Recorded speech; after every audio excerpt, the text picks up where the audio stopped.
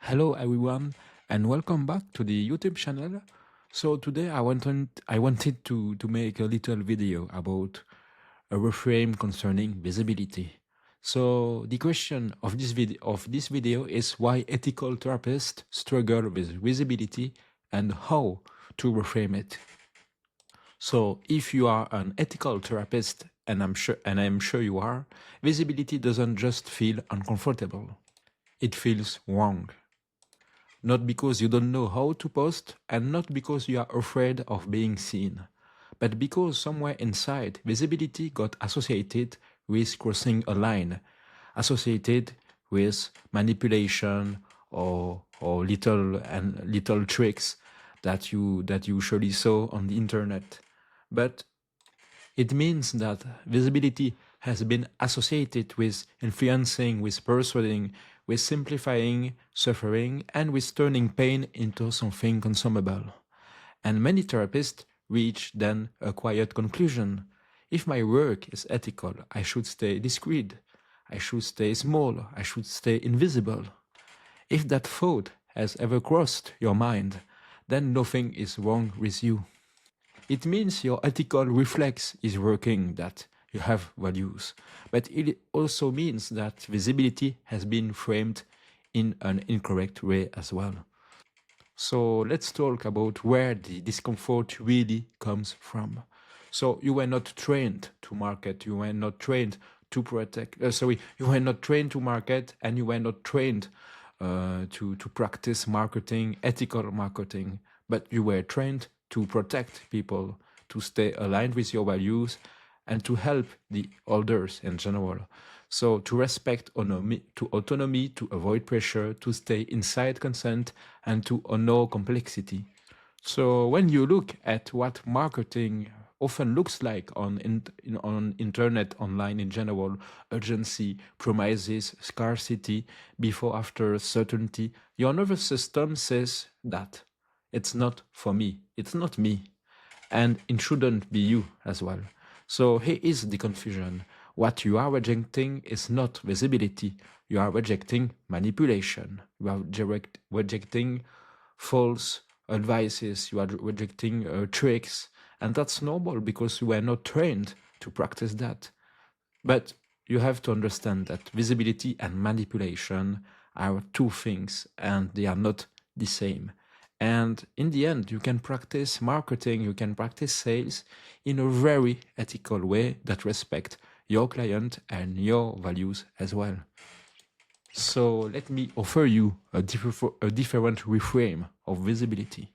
So visibility is not persuasion. Visibility is access.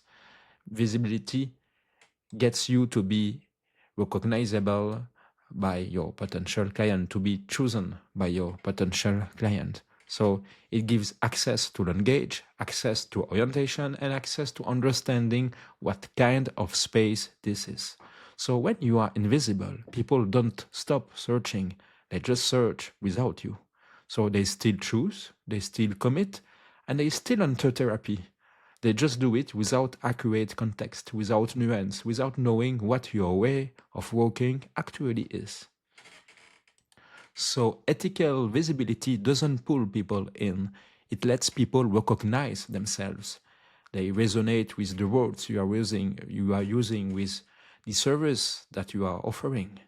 So it doesn't say you should work with me. But when you are using visibility in a proper way, it just says, this is how I think about suffering. This is what my work is designed to hold. Or this is what this space can support and what it can't. So that's not influence, that's not manipulation, that's just orientation and clarity. So orientation in the end increases consent and trust so that you can attract the right and appropriate client as well. So now let's talk about why invisibility is not the ethical high ground. So there is a quiet belief in our field that staying invisible is morally safer. But invisibility is not neutral. When ethical therapists disappear from public spaces, those spaces don't become quieter or cleaner.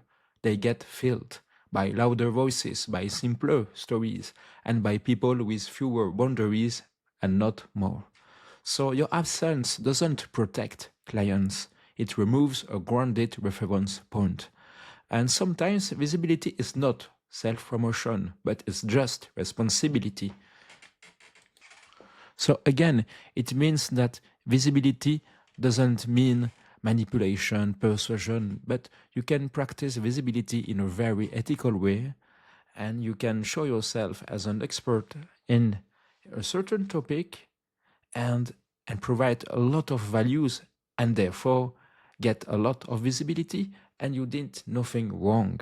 So it's really something important to reframe, because I know there's a lot of manipulation on on the internet with marketing, a lot of trends, of tricks, but in the end, there are also different manners to practice visibility marketing in general in a very ethical way that stays aligned with your values.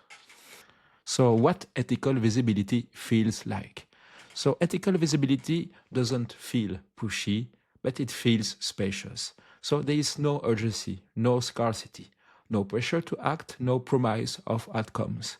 So, people don't feel pulled, they don't feel rushed or forced, they feel oriented, and that's what we really want.